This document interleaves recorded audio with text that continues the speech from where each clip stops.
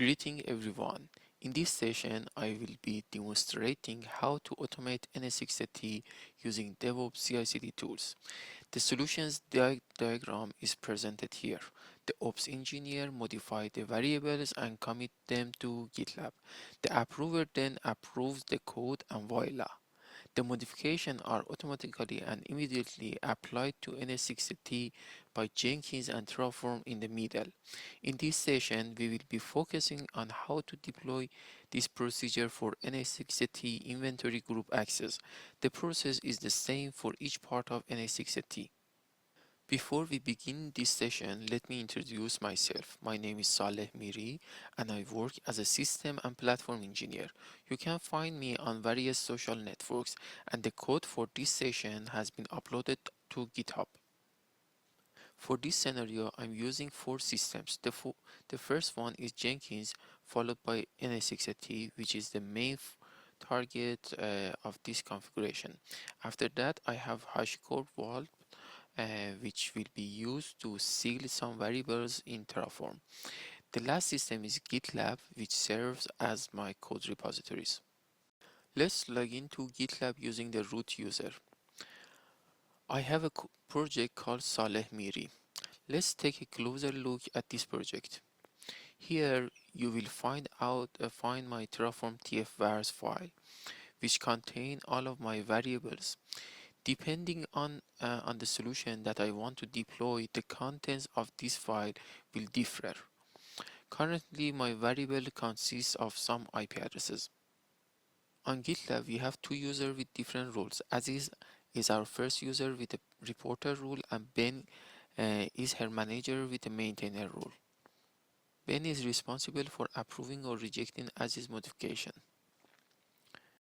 Let's move on to our Jenkins configuration. Within Jenkins, I have a project called Saleh Miri, which has already been integrated with my GitLab project. Let's take a closer look at the project configuration. First, I have added a description, and then I have included the URL for my GitLab project.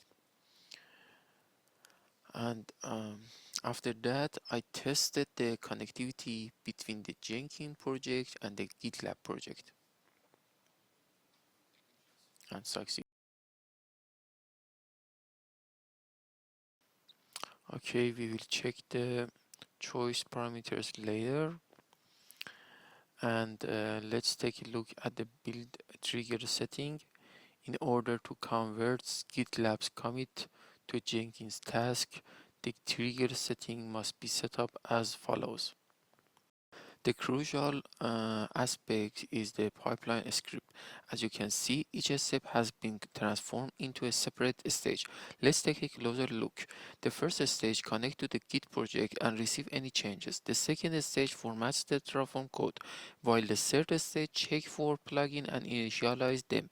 The fourth stage validates the code, and fifth stage is where the actual action takes place with the application or destruction of resources. Finally, the last stage involved removing the TFRs from the Jenkins workspace.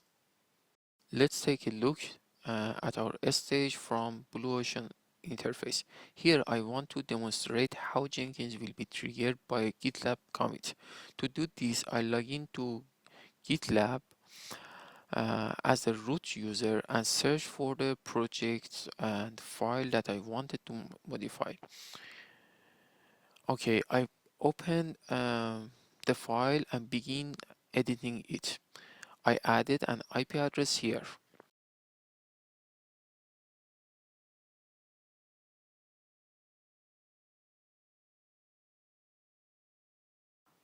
Okay, I added one IP address 143. Okay, then commit changes.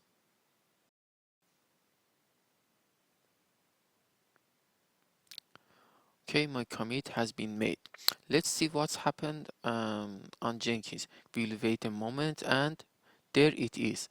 You can see that the GitLab push was made by administrator. All stages have been completely without any issues. Let's take a closer look at what happened during each stage. First, git fetch the necessary files from my GitLab project. Okay. Next, Terraform formatting was completely without any issues. After that, during the initialization stage, the plugins were properly initialized and the validation was completed without any problems. During the crucial Terraform action stage, we can see that the resources and the IP addresses that we added are present. The message indicates that one resource was added as expected. Now let's take a look at the NSX-T, which is our target resource. I navigate to the inventory and group which were modified by the CI/CD process. We expected to see a new group that has been added. There it is, a group called Saleh-Miri. Let's check the IP addresses member in this group. Here are the IP addresses that I added. For review purposes, I want to quickly run this action from start to finish again. So I modified the file on GitLab by changing the IP addresses and press commit. After a moment, Jenkins will run the project. Okay, it's run by administrator. Now I refresh the NSX-T group to check the IP addresses again. The newly added IP addresses is now present. Now I will demonstrate how this process would work in the real world with actual ops and their approver team leader or manager. To do this, I will log into GitLab as an end user named Ozzy. Ozzy will find the project and begin to modify it. However, due to her role on GitLab, she will have to create a fork of this project in order to make any changes. Ozzy is waiting for the fork and the project fork to become available. Once it is ready, she will modify the IP addresses as needed.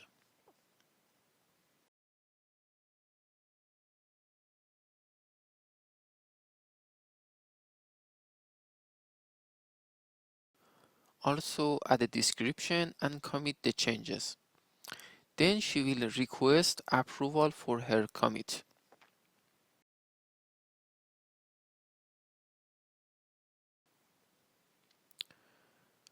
After Ozzy's commit, Mr. Ben, her manager, will need to check her request on his GitLab's dashboard. I log in with Mr. Ben's account on GitLab and select the project.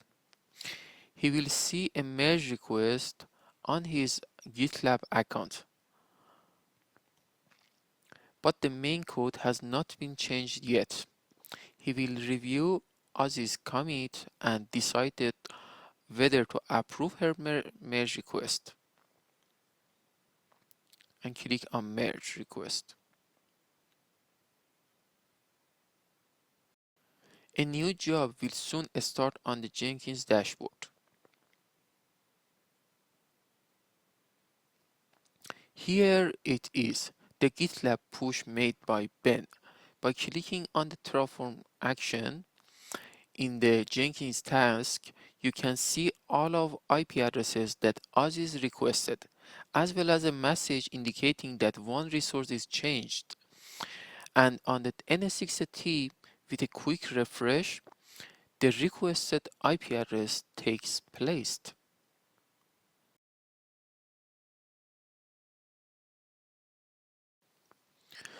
Okay, now let's take a closer look at our Terraform code.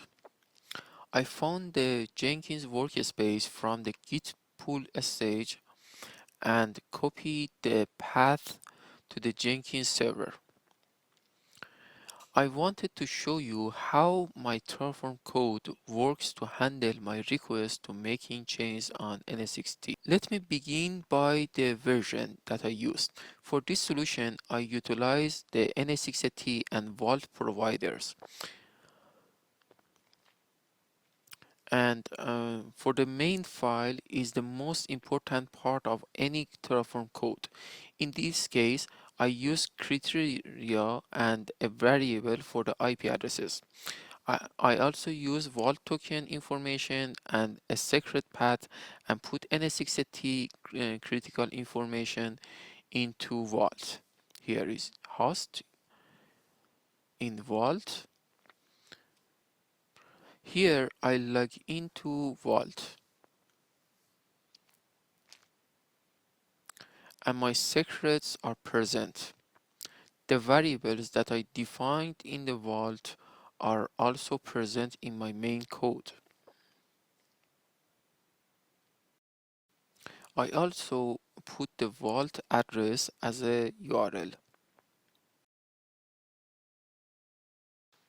The next file is the variables file.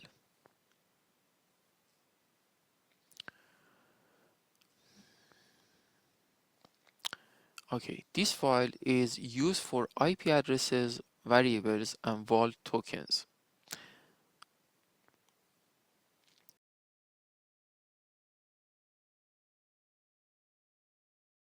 In my Terraform files, I missed an important file called tfvars. As you may know, this file is generated from GitLab based on each user's commit. In the next part, I will show you what happens if Vault is sealed due to Vault service being stopped or the hosted machine being rebooted. I went to Vault and manually sealed it. Now that our Vault is sealed, let's make a commit and see what's happened. I log into GitLab as the root user and remove some of IP addresses and leaving only 2 IP addresses.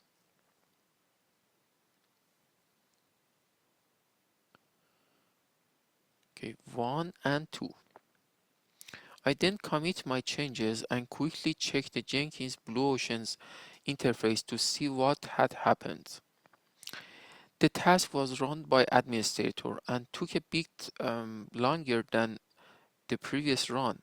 Let's take a closer look to see what's went wrong. Our task failed during the Terraform action stage. Let's examine the error message to find out why. Here is the error message which indicate that vault has been sealed. Alright, let me unseal vault using the proper key. Now I will restart this stage again. This time the Terraform action was completely successful and our changes were made. Okay. One resources is changed. I will refresh the group on NSX-T and check the IP addresses. The result is exactly what we expected. In the last part of this video, I want to teach you how to use choice parameters on the projects. When I on run in my Jenkins project, there are 2 options, apply or destroy. To learn how I did this, let's check the pipeline configuration together. I will go to my project configuration in Jenkins, and in the general section, there is a field called choice parameters. I used a name for my parameters and added the choices. Don't forget to write a description for your teammates. Alright, let's go back and run our project from Jenkins. I clicked run and choose destroy. Okay, it's started by user Saleh Miri. In the Terraform action, you can see that the resources were chosen to be destroyed. Additionally, on the NSX-T web page, we can no longer find the Saleh-Miri group. Let me refresh the page. And the group called Saleh-Miri, it has been removed. Thank you for taking the time to watch this video. I hope you found it informative and helpful. Goodbye.